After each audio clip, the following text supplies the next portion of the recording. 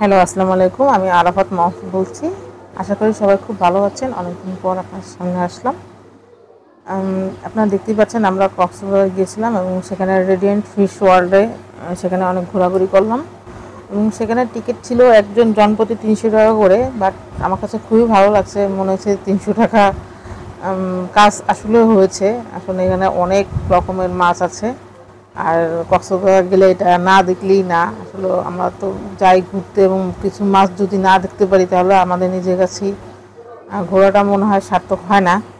তাই আপনারা যদি কেউ কক্সবাজার যান অবশ্যই রেডিয়েন্ট ফিশ ওয়ার্ল্ডে যাবেন, কারণ এখানে আসলে এত এত পরিমাণ বিভিন্ন প্রকারের মাছ আছে যা আমরা আসলে বাস্তব জীবনে কখনো দেখিনি, এভাবে দেখা হয় না। অনেক নাম জানা না জানা অনেক অনেক বিভিন্ন রকমের মাছ আপনারা দেখতে পাচ্ছেন। এখানে দেখেন কাচের মধ্যে রেখে বিভিন্ন রকমের মাছ দেখাচ্ছে, এবং আমি কিছু এখান থেকে ভিডিও ক্যাপচার করে নিলাম।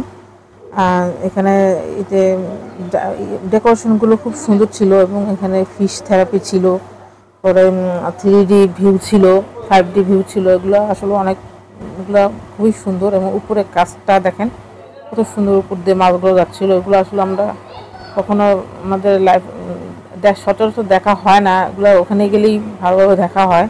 তাই কেউ এটা মিস করা ঠিক না, আমরা ওটা মিস করি নি। টিকিট ভাড়া ঠিকই ছিল ৩০০ টাকা।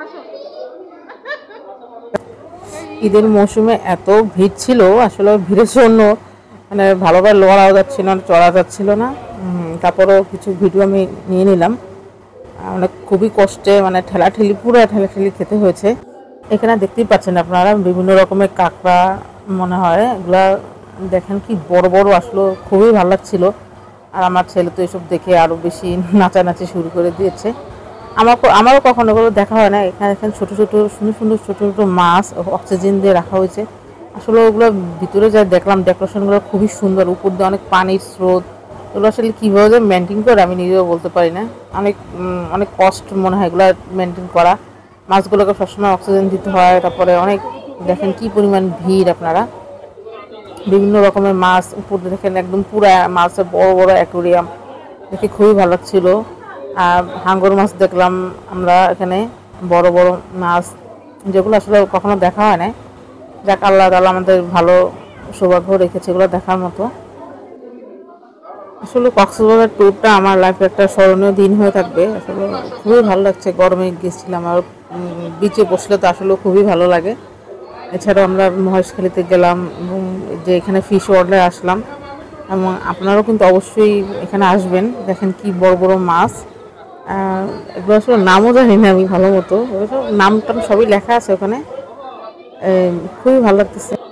আমার মনে হয় লাইফে প্রত্যেকেই একবার হলো কক্সবাজার যাওয়া উচিত। যে আপনারা দেখেন, এই যে একটা মাছ চলে গেলো, বড় বড় মাছ। আসলে প্রত্যেকেই লাইফে একবার হলো কক্সবাজার যাওয়া উচিত। আসলে মানে শুধু সাগর না, এখানে আসলে অনেক কিছু আছে, ওটা ঘুরে ঘুরে দেখাটা ভালো। আর তো অনেক কস্টলি, মনে করেন এখন তো অনেক হোটেল ভাড়া সব কিছুর দামই খুবই বেশি। রিক্সা ভাড়াও এখান থেকে ওখানে গেলে অনেক টাকা, সব কিছু হোটেল ভাড়া সব কিছুই, খাবার দাবারের বিল, এগুলো মিলে অনেক টাকা চলে যায়। আসলে 50, 60, 70 হাজার টাকা মতো চলে যায়। তারপরেও আমার মনে হয় একবার যাওয়া উচিত। এছাড়া আমার ছেলে তো কখনো এই ধরনের বড় বড় মাছ দেখে না, ও তো দেখে পুরাই অবাক হয়ে গেছে, এত বড় বড় মাছ। বাবার হাত দিয়ে দেখাচ্ছিল, এখানে একটা বড় মাছ কালো। আসলে আমরা আসলে সবাই কক্সবাজার ট্যুরটা অনেক বেশি এনজয় করছিলাম, এবং এখানে বিভিন্ন রকমের মানুষ আসছে, এবং অনেক বেশি ভিড় ছিল। রেডিয়েন্ট ফিশ ওয়ার্ল্ড বিল্ডিংটা 3 তলা বিশিষ্ট, এক এক তলা এক এক রকম মাছ। এখানে দেখেন বড় একটা বিশাল আকৃতির বড় একটা কচ্ছপ আছে। এত বড় কচ্ছপ দেখে তো রীতিমতো ভয় পেয়ে গেছিলাম। তারপর খুব ভালো লাগতেছে দেখতে, এত বড় কচ্ছপ। আসলে ছোট ছোট কচ্ছপ দেখা হয়েছে, এগুলো তো বড় বড় দেখা হয় নাই। আমরা তো কচ্ছপ এবং খরগোশের কাহিনী সবাই জানি।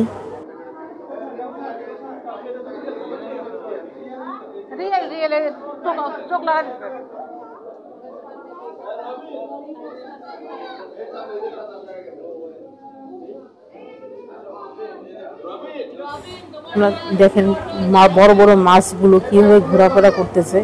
আসলে একদম মানে সাগর তলার একটা ভিউ পাচ্ছে এগুলো দেখে। মনে হয় যে আসলে সাগরের নিচেই আছি। আসলে সবারই ইচ্ছা, আমারও খুব ইচ্ছা যে সাগরের তলে আসলে কীভাবে মাছগুলো ঘোরাফেরা করে একটু দেখার ইচ্ছা নিজ চোখে। আল্লাহর রহমতে আল্লাহ আমাদের হুকুম করছে এগুলা সরাসরি দেখার জন্য, দেখার মতো। একদম পুরোই মনে হয় যে আমি নিচেই আছি, একদম একদম সাগর তলে দেখেন একদম ভিউটা, পুরোপুরি ভিউটা আসতেছে।